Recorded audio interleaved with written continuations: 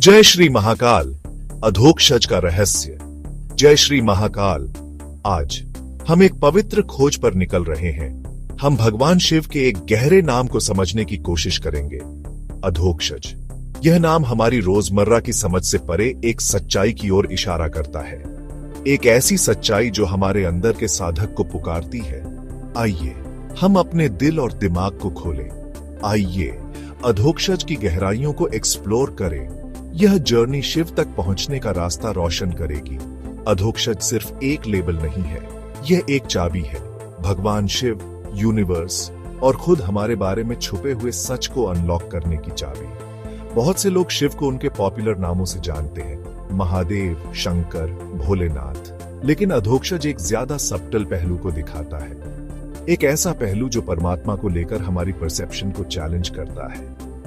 यह हमें और गहराई में सतह से परे देखने के लिए इनवाइट करता है, रूपों और कहानियों से परे उस निराकार सार तक। यही अधोक्षज में छिपा हुआ प्रॉमिस है। यह नाम इतना स्पेशल क्यों है? अधोक्षज उसके बारे में बताता है जो परे है, जो हमारी आंखें देख सकती हैं उससे परे, जो हमारे कान सुन सकते हैं उससे परे। यह परमात्मा के ट्रांसेंडेंटल नेचर की ओर इशारा करता है। भगवान शिव इस पहलू में अल्टीमेट अज्ञात है, फिर भी वही अल्टीमेट सच्चाई भी है। अधोक्षज हमारी सेंसेस से परे क्या है? अधोक्षज शब्द बहुत गहरा है। यह संस्कृत से आया है। अधा का मतलब है नीचे की ओर, या वह जिसे समझा न जा सके। अक्षज का मतलब है सेंसेस से जन्मा हुआ या सेंसेस द्वारा महसूस किया गया। तो अधोक्षज का लिटरल मतलब है वह जो सेंसरी परसेप्शन से परे है, जिसे हमारी लिमिटेड सेंसेस से पूरी तरह जाना नहीं जा सकता। एक पल के लिए अपनी सेंसेस के बारे में सोचिए। वे आपकी रियलिटी का कितना कुछ डिफाइन करती हैं। आप एक फूल देखते हैं और आपको उसका रंग और आकार पता चलता है। आप म्यूजिक सुनते हैं और आप उसकी रिदम और मेलोडी महसूस करते हैं। लेकिन क्या हो अगर कुछ और भी हो, कुछ ऐसा जिसके बारे में ये सेंसेस रिपोर्ट नहीं कर सकती? अधोक्षज इसी कुछ और की तरफ इशारा करता है। यह हमारे सेंसरी इनपुट से कहीं ज्यादा बड़ी रियलिटी का सुझाव देता है, एक ऐसी रियलिटी जो उस फिजिकल वर्ल्ड से परे है जिसे हम रोज एक्सपीरियंस करते हैं। यह अधोक्षज को समझने की पहली परत है। यह कॉन्सेप्ट सिर्फ एक देवता के लिए यूनिक नहीं है, यह स्पिरिचुअल सोच में एक फंडामेंटल आइडिया है। कई ट्रेडिशंस अनदेखे, अव्यक्त के बारे में बात करती है। अधोक्षज शिव का वो स्पेसिफिक नाम है जो इस क्वालिटी को हाईलाइट करता है। वह सिर्फ उन मूर्तियों तक लिमिटेड नहीं है जिनकी हम पूजा करते हैं। शिव, अधोक्षज, असीम ब्राह्म। अब आइए अधोक्षज को सीधे भगवान शिव से कनेक्ट करें। शिव हमारी सेंसेस से परे कैसे हैं? शिव को अक्सर एक रूप के साथ दिखाया जाता है, तपस्वी योगी, कॉस्मिक डांसर नटराज। ये रूप ब्यूटीफुल और मीनिंगफुल हैं। वे हमें उनकी दिव्य लीला, उनकी लीला से कनेक्ट करने में हेल्प करते हैं। लेकिन शिव अपनी अल्टीमेट रियलिटी में निराकार हैं। वे असीम, सर्वव्यापी चेतना हैं। यहीं पर अधोक्षज का कॉन्सेप्ट वाइटल हो जाता है। वे ब्रह्म हैं, एब्सोल्यूट हैं, सभी का स्रोत हैं। अधोक्षज के रूप में शिव ऑर्डिनरी सेंस में कोई व्यक्ति नहीं है। वे यूनिवर्स की फंडामेंटल एनर्जी हैं। वह क्रिएटिव और डिस्ट्रक्टिव पावर जो सभी अस्तित्व को आकार देती है। इस एनर्जी को फिजिकल आंखों से देखा नहीं जा सकता, इसे फिजिकल हाथों से छुआ नहीं जा सकता। यह सूक्ष्मतम तत्व से भी ज्यादा सबटल है। यह विशालतम कॉस्मोस से भी ज्यादा वास्ट है। यही है शिव, अधोक्षज। एट्रीब्यूट से परे, फिर भी सभी एट्रीब्यूट्स का आधार, मौन साक्षी, अपरिवर्तनशील सत्य। आंतरिक यात्रा, ध्यान के द्वारा अधोक्षज की खोज। अगर अधोक्षज शिव हमारी सेंसेस से परे हैं, तो हम उन्हें कैसे जानें? इसका जवाब अंदर की ओर मुड़ने में है। अधोक्षज तक का रास्ता कोई बाहरी खोज नहीं है, यह एक आंतरिक एक्सप्लोरेशन है। यह जर्नी ध्यान या मेडिटेशन से आसान होती है। मेडिटेशन बेचैन मन को शांत करता है। यह सेंसेस की लगातार बकबक को शांत करता है। जब बाहरी दुनिया फीकी पड़ जाती है तो भीतरी दुनिया जाग उठती है। इसी भीतरी शांति में अधोक्षज की एक झलक मिल सकती है, एक ऑब्जेक्ट के रूप में नहीं बल्कि एक गहरे प्रेजेंस के रूप में। हमारी सेंसेस हमेशा हमें बाहर की ओर खींचती है, वे वस्तुओं की दुनिया में ग्रेटिफिकेशन ढूंढती है। इससे एक कांस्टेंट एजिटेशन की स्थिति पैदा होती है, मन एक अशांत सागर बन जाता है।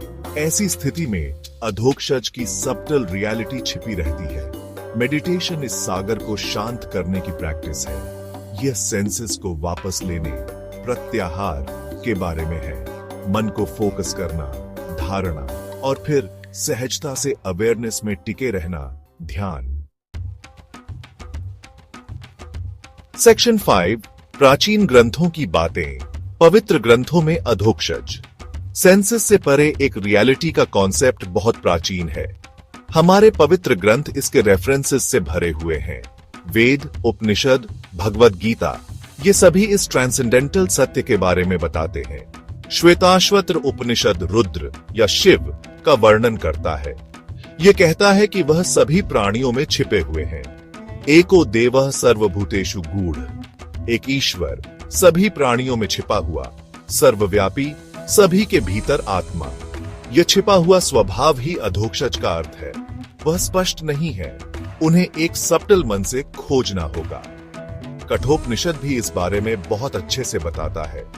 नचिकेता मृत्यु के देवता यम से अल्टीमेट रियलिटी के बारे में पूछते हैं।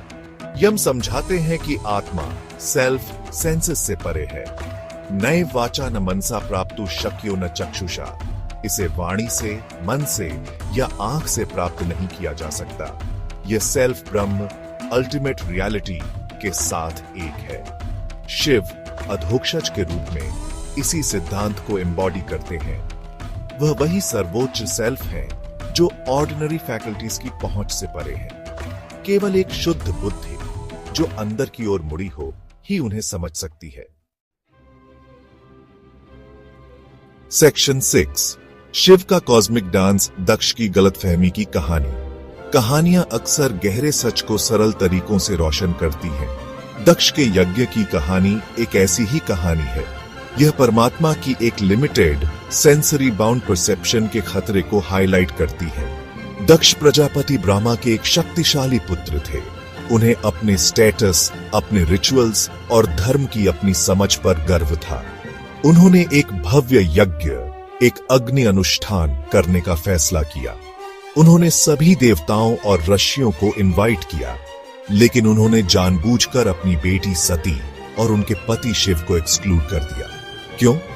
गैप 2S, क्योंकि दक्ष शिव के अनकन्वेंशनल अपीयरेंस से आगे नहीं देख सके। शिव जो तपस्वी थे, राख रमाए, श्मशान में रहते थे। दक्ष की शिव के बारे में परसेप्शन पूरी तरह से बाहरी थी। उन्होंने शिव को एक असभ्य, आउटकास्ट के रूप में देखा।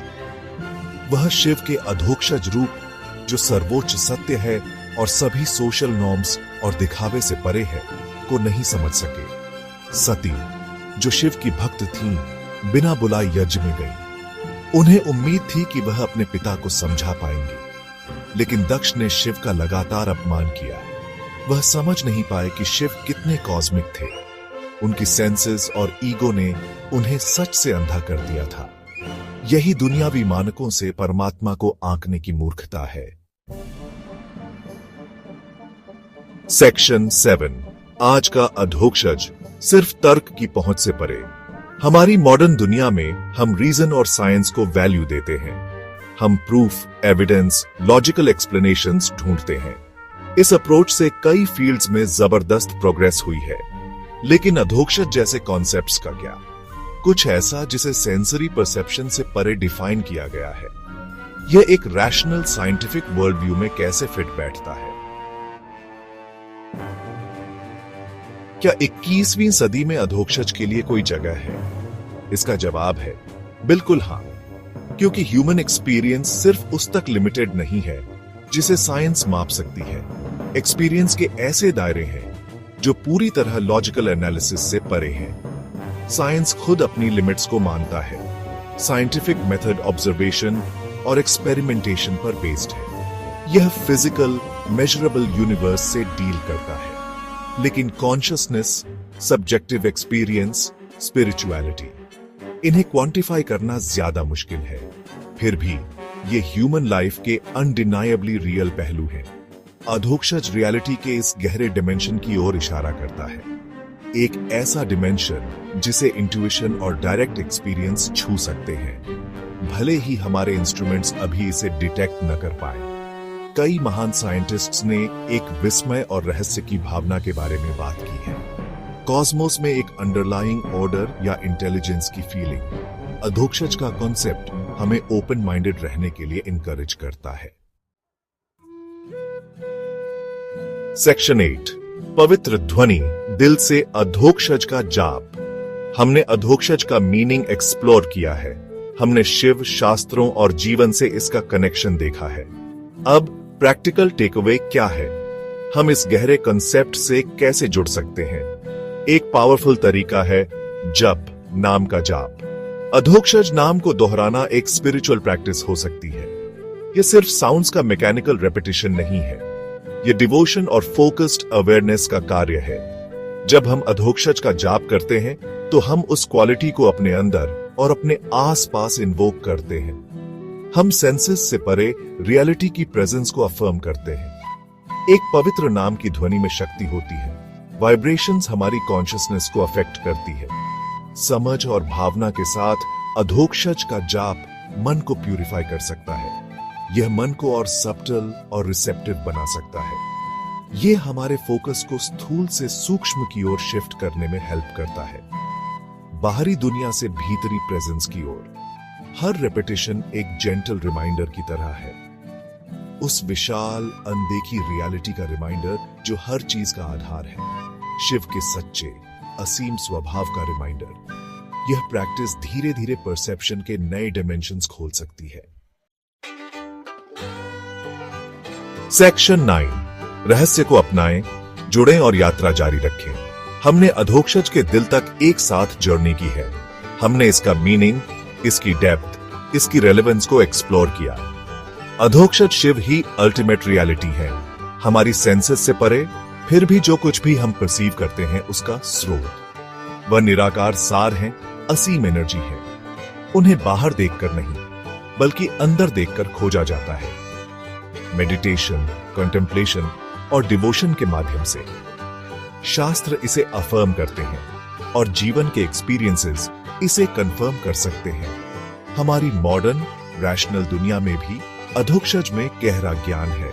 यह रीजन और इंट्यूशन के बीच बैलेंस की मांग करता है। अधोक्षज को अपनाना अस्तित्व के रहस्य को अपनाना है। यह मानना है कि जीवन उससे कहीं ज्यादा है जो आंखों से दिखता है। यह अपने आप को इन्फिनिट पॉसिबिलिटीज के लिए खोलना है। अधोक्षज को रियलाइज करने का रास्ता हर साधक के लिए पर्सनल और यूनिक होता है, लेकिन इसमें हमेशा सिंसेरिटी, परसिवियरेंस और एक खुला दिल शामिल होता है। अधोक्षज की समझ आपको इंस्पायर करे, यह भगवान शिव के साथ आपके कनेक्शन को गहरा करे, यह आपके जीवन में शांति और क्लैरिटी लाए। एक्सप्लोर करते रहे, क्वेश्चन करते रहे, खोजते रहे। यह जर्नी खुद में पवित्र